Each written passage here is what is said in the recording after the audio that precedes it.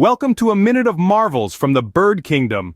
Ever wondered about the fastest bird? It's the peregrine falcon, clocking speeds over 200 miles per hour. On the other hand, the ostrich is the speediest bird on land, running up to 45 miles per hour.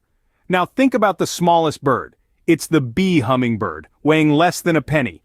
Contrast this with the ostrich again, the heaviest bird, weighing up to 320 pounds.